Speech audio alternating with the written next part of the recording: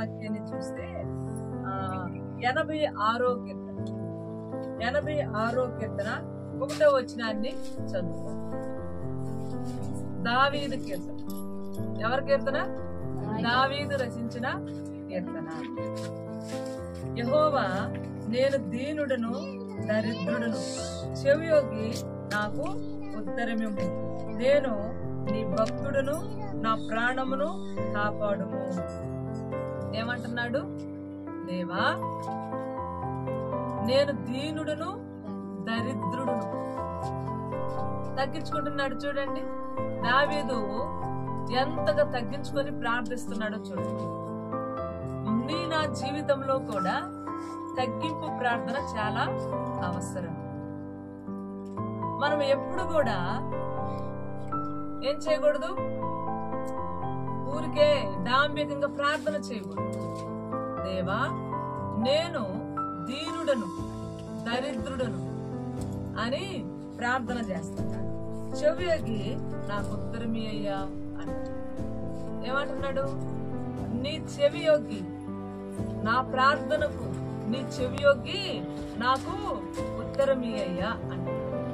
ఎందుకు ఉత్తరం ఇమ్మంటున్నాడు?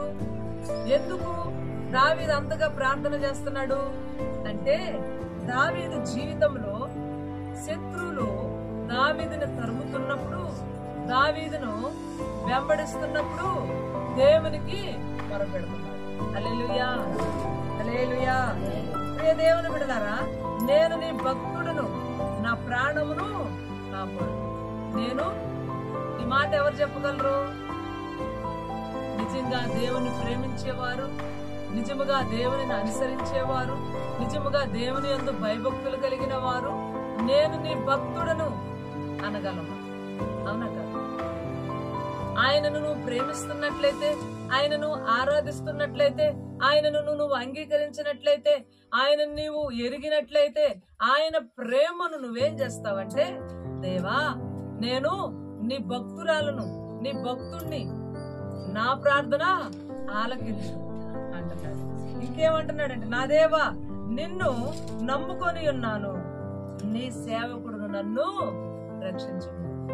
ఎప్పుడు ఈ మాట చెబుతున్నాడంటే, భయంకరమైన పరిస్థితులు అతనికి ఎదురైనప్పుడు మనం కూడా అంటే అంటాం, దేవా, నీ సన్నిధిలో నేను ఎట్లా ప్రార్థన చేస్తున్నాను, ఏ రీతిగా నీ సన్నిధిలో నేను గడుపుతున్నాను, నీ సన్నిధిలో వేకునే లేచి ప్రార్థిస్తున్నాను, నాకు సమయం కుదిరినప్పుడల్లా ప్రార్థిస్తున్నాను. నీవు నన్ను రక్షించకపోతే నాకు ఇంకా ఎవరున్నారయ్యా? అవునా కాదు? నీవు నన్ను చూడకపోతే నన్ను ఎవరు చూస్తారయ్యా? నీవు నాకు దూరంగా ఉంటే నాకు ఎవరు నన్ను ఆదరిస్తారయ్యా? ఇట్లా అడగొట్టడానికి ఆయన బిడ్డలకు, ఆయనను ప్రేమించే వారికి ఏమంటది? అథారిటీ ఉంటుంది.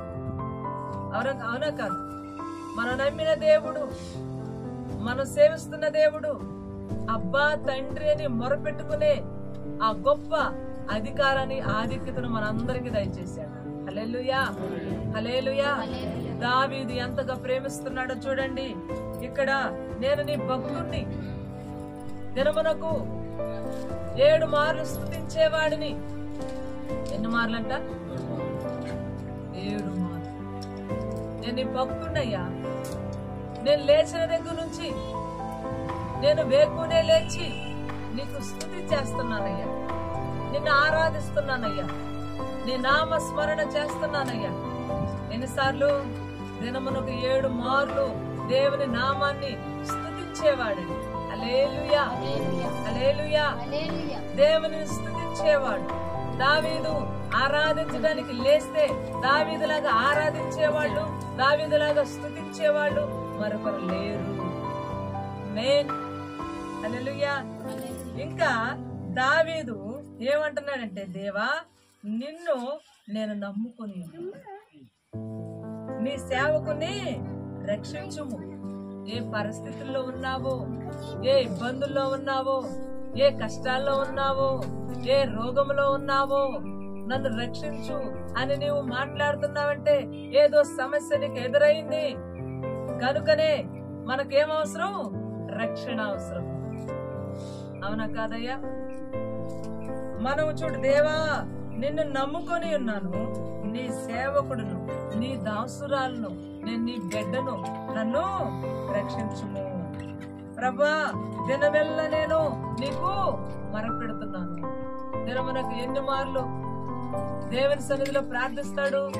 7 మార్లేమో స్తుతిస్తాడు.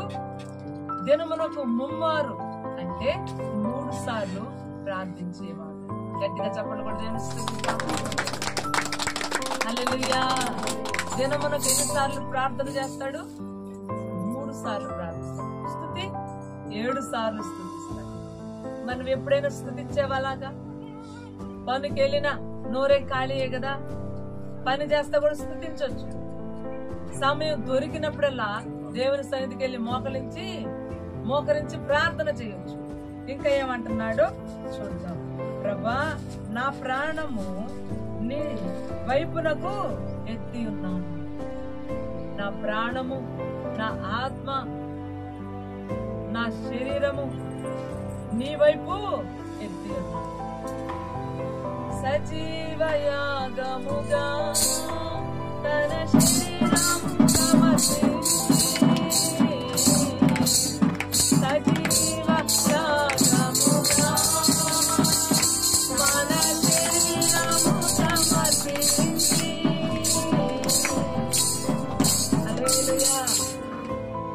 సజీవ యాగంగా మనల్ని మనం ఏం చేయాలి? ఆయన వైపు మనము మన ప్రాణమును ఎత్తి ఏం చేయాలి? మన ఆత్మను ఎత్తి ఆయన వైపు చూడాలి. దావీదు అదే చెప్తున్నాడు. ప్రభువా, నా ప్రాణము నీ వైపుకు ఎత్తి. ఎంత చక్కటి ప్రార్థన చేస్తున్నాడు చూడండి.